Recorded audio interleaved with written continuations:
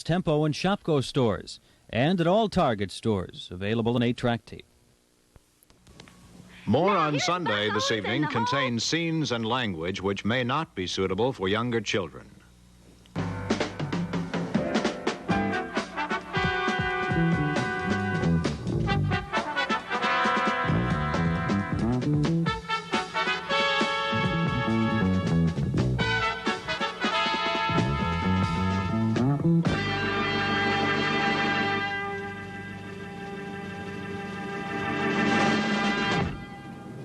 Meet Lefty, probably the most famous pimp in New York. At one time, he claimed to have 27 faithful hookers working the stroll. How does he keep their allegiance and most of their money while giving next to nothing in return? Not by drugs and only occasionally by violence. Mostly it's sweet talk and a lot of promises. To be a successful pimp is to be an absolute master at the art of con.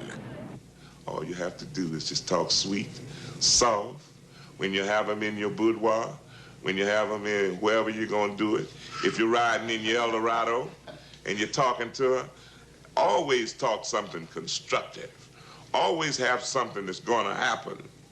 When you do this, you make your woman anxious to see these things, pictures that you're painting. You make your woman anxious to want to arrive at these planes you're showing her. You make her anxious to want to climb the mountain to see what's up top and bring it back down to daddy. That's if you know what you're doing. She'll do these things. But if you don't know, she'll never start up the mountain. She'll never get to the top, and you'll always be walking around broke, bumming cigarettes, or wanting to snort out somebody else's bag, or wanting somebody to buy you a drink, because you don't know what you're doing. Like I say, you're just a runaway farmhand. Brock and Lefty are black, as are most street pimps. They are highly visible, thriving on colorful clothes, custom Eldorados and such. Flash, they call it. This leaves an image which is misleading and damaging. Whites in the business, and there are many of them, maintain a low profile.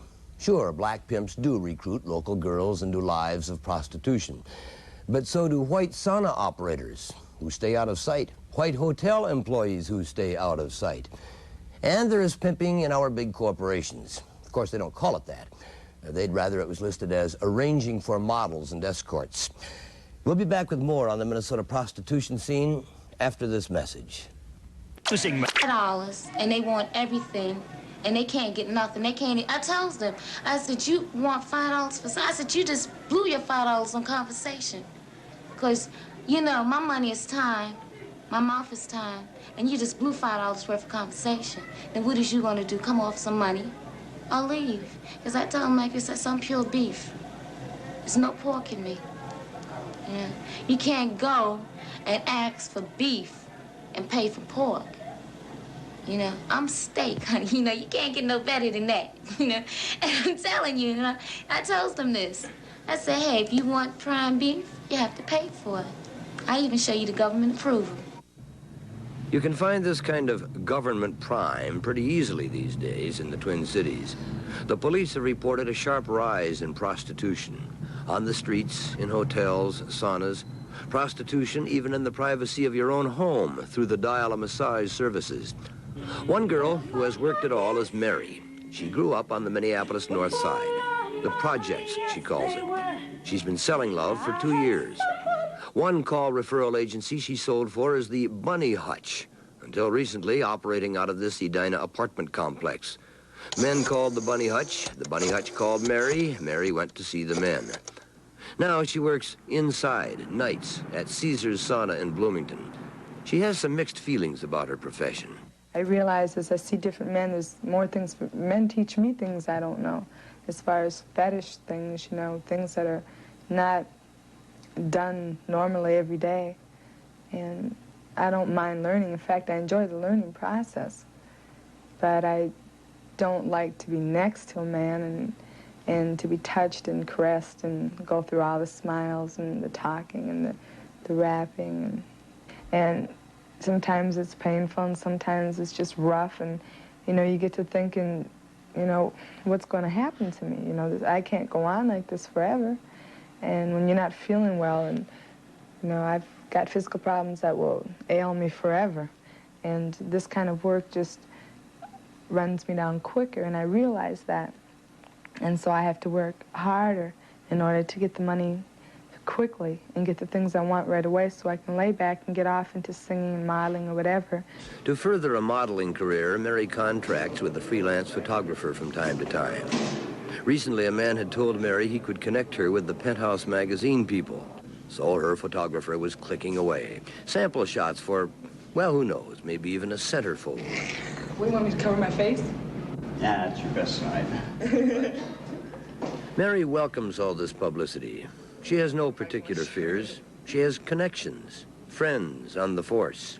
I've got policemen sure that do take care of things for me that I can deal with, and I would never tell who they were because that's my protection, you know.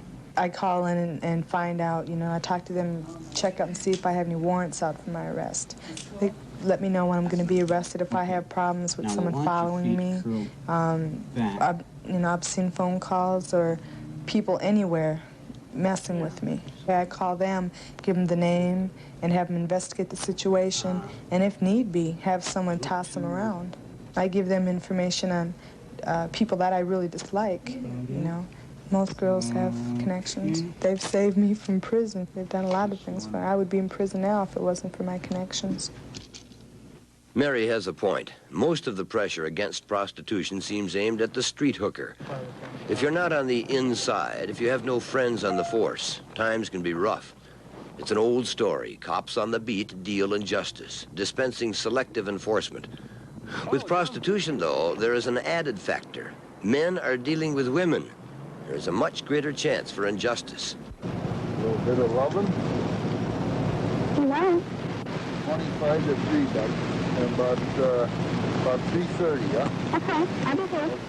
Another problem is that all sections of our prostitution statutes are not equally enforced. The man who solicits a whore, the so-called John, is also breaking the law. He is equally guilty. Using women officers as decoys, the St. Paul police made this big one-day bust last fall, specifically against Johns. They netted 16 people. But in Minneapolis, there has been very little action against the clients. Last year, 23 males were arrested for soliciting, versus 263 arrests of females. A Minneapolis Moral Squad officer explained that busting men could ruin them, upset their families, business situation, and the like. Charlotte Cohen is a counselor at Operation De Novo, a court services project in Minneapolis which, among other things, works to reform hookers. She thinks there is considerable inequality in the statutes and enforcement. A girl can be arrested for loitering with intent to commit prostitution. A pimp cannot be arrested for loitering with intent to solicit young girls. The need for 2 witnesses when you arrest a man. I think we have to take a look at that whole customer relationship and prosecute equally across the books, everyone involved. Selected prostitutes arrested in Minneapolis are funneled through Operation De Novo. It's quite unique, one of only 2 such agencies in the country. Along with other court services, De Novo provides an alternative program for the girls, intensive therapy and guidance in place of a jail sentence. In the 4 years De Novo has been in existence, some statistics have emerged.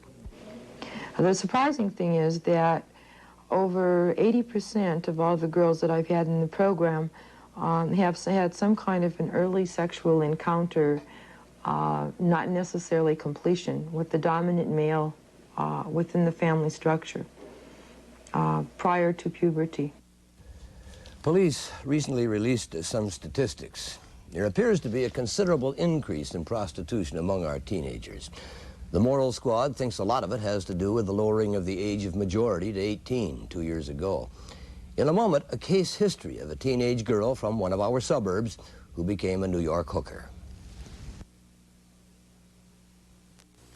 This is it, the Big Apple, New York City.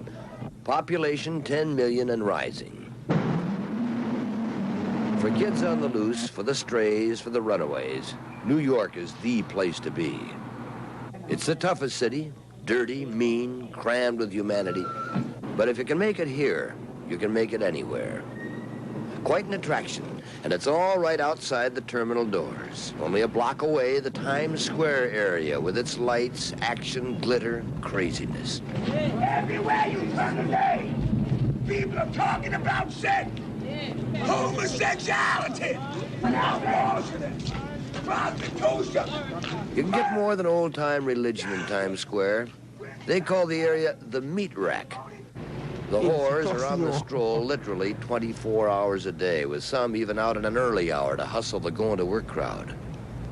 It's been widely reported that many prostitutes in New York come from Minnesota. A moral squad sergeant told us he figured about 20% at the very least were from our state. There's even a Minnesota strip, 50th and 8th Avenue, so named by the cops because so many of our girls are hooking there. With the help of a police detective wired for sound and a hidden camera, we went hunting for hometown whores. You're from Minnesota? Especially from Ohio? No. Oh, shucks. I'm not. It seems like 9/10 of the girls here are. You're not? Oh. What do you do? Minnesota? I don't know. That's where I was born there. But I've been in Oregon the last 2 years. Oh, you were born in Minnesota? Yeah. Her name is Sharon, and she's been on the New York streets only a short time. Our producer, Mary Schaefer, in an attempt to find out more about the Minnesota connection, approached to see if an interview were possible. At that point, Sharon decided things were getting just a little too complicated. Come here. Listen. A prostitute lives and works under constant danger from pathological clients, from violent pimps, and also the danger of police harassment and arrest. But this officer works with these people day in and day out. He isn't concerned with the letter of the law. He is concerned with bargaining and control. Look, listen, what's your first name? What? What's your first name? Charlene. All right, Sharon. Don't, if you pass the word, if I see you talking to any of these girls, pass the word around. You're gonna get a case, okay? Our crew spent several days and nights on New York streets, and what we found seemed to bear out what the police had said. At least 20% of the New York prostitutes are from Minnesota. Are both of you from Minnesota or where? Yeah. Carol, in the white coat, told us she is a hometown girl. She received a certain notoriety by being interviewed for Gail Shier's book, Hustling. Don't worry about it, Carol. And her friend Shorty, the blonde on the right, claims to be from this state, too. Of course, Shorty probably isn't her real name, and neither is the other girl really Carol. These are street names for streetwise women. There's a cameraman! The reputation Minnesota has within the pimp community, this has been personally communicated to me by pimps themselves and also girls, that is the easiest state.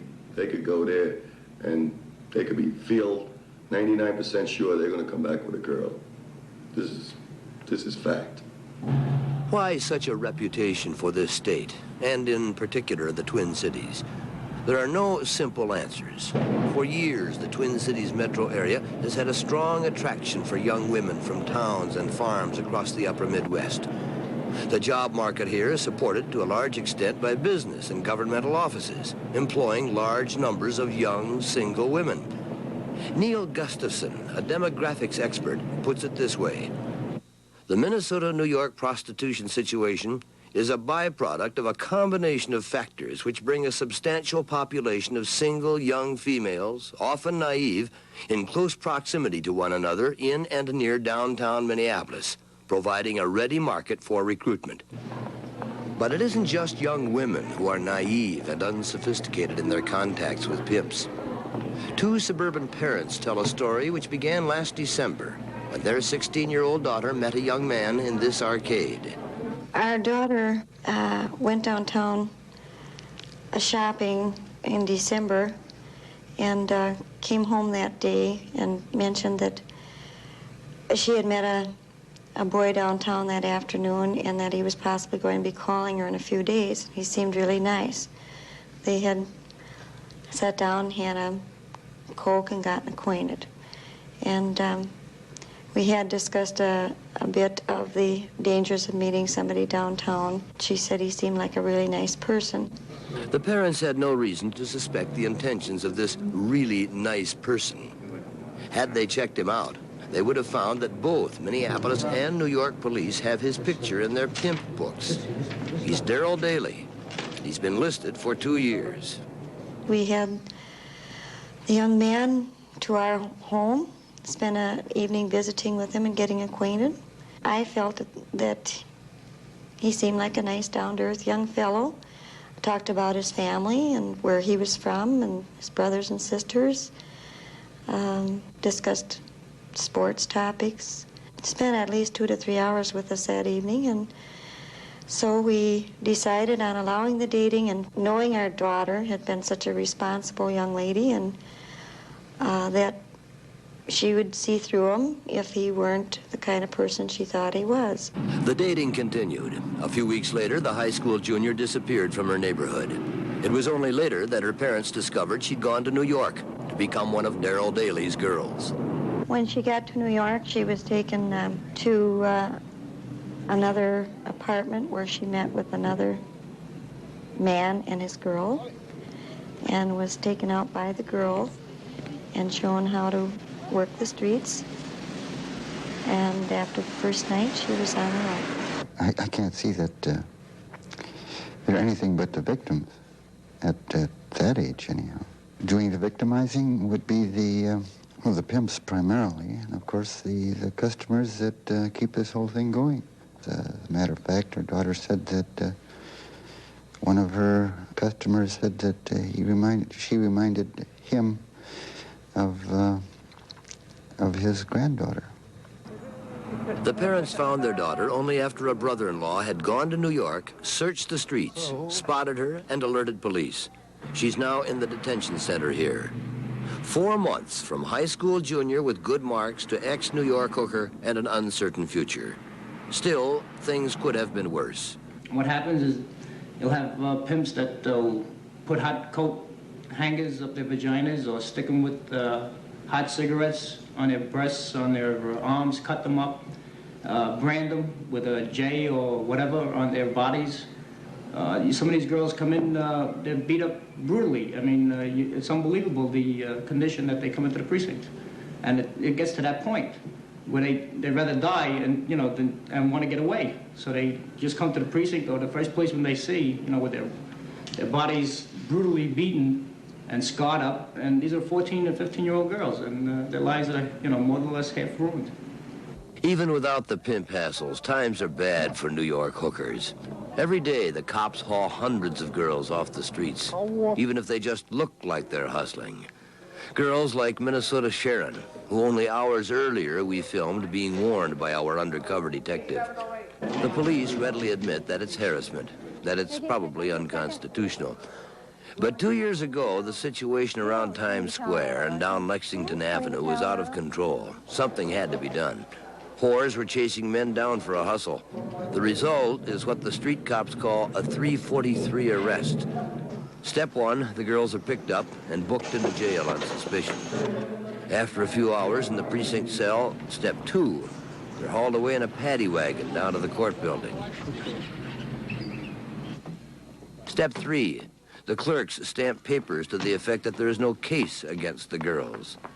Minutes later, Step 4, back out on the street, free again. Some will be picked up again the same day. One girl set a record, 60 arrests in 1 month. What has New York's harassment campaign accomplished? Mainly, it's driven the girls indoors, to the saunas, the call referral agencies, the hotels. It seems to have had little effect in cutting back the overall business of prostitution. The Hennepin County Grand Jury recently made a strong recommendation that the Minneapolis Moral Squad make a much more concerted effort to arrest the Johns who are soliciting the whores. The jury further recommended that if these efforts are unsuccessful, then perhaps prostitution should be decriminalized. At least decriminalization would help balance the justice scales a bit more toward the women. But unless the legislation is carefully written, decriminalization could give the pimps and procurers a freer hand. And that would be unfair to women, especially the young and naive. All they want to do is give their money to their man. Most of these girls say, "What? You know, why did you get into prostitution? For the money?" Baloney. They got into it because they were looking for security, the security of a man. The person I give my money to, I really care about, and I want to help him as much as I can. To cope with a woman, this is to sneak. This is to go behind her back, find out things about her, find out what month she was born in, find out what flowers she liked, find out what type of jewelry she liked, find out what she would do in her leisure time, find out what makes her mad, find out the things she liked to eat, find out something about the woman. Then you can cope with her. But just to take a girl and walk her to the corner and say, "Girl, here's where they're selling pussy at. This is no good." We have found out since that it's strictly a matter of super psychological brainwashing, and that the girls who are young and innocent and have not dealt with anything like this in their life and not prepared for it just cannot cope with it. Yes, it could happen to my daughter. And I've worked with prostitutes for 4 years. And it could happen to your daughter. It could happen to anyone's daughter. But we must talk to each other about it. We must not stay hidden in the suburbs and not talk about it. We need to come out from our houses and talk to each other about the problem and not sit and hide it. Donald. Very few of the prostitutes we talked with like their work or themselves that much. They are in a business of human exploitation. Whores exploiting their Johns, Johns exploiting the whores, and the pimps ripping them both off. Massive harassment efforts, such as the one in New York, never have worked well, probably never will. As always, they create more injustice than justice. Perhaps decriminalization is the answer.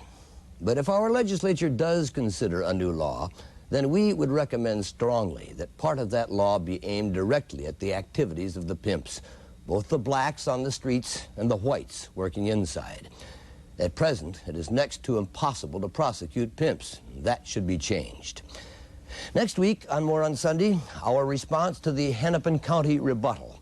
2 weeks ago, some of the county commissioners responded to our two-part investigation of the Hennepin County Government Center. Now it's our turn. And we'll also have Body and Soul, a visual blend of tribal and modern dance by Africans and black Americans in the Twin Cities.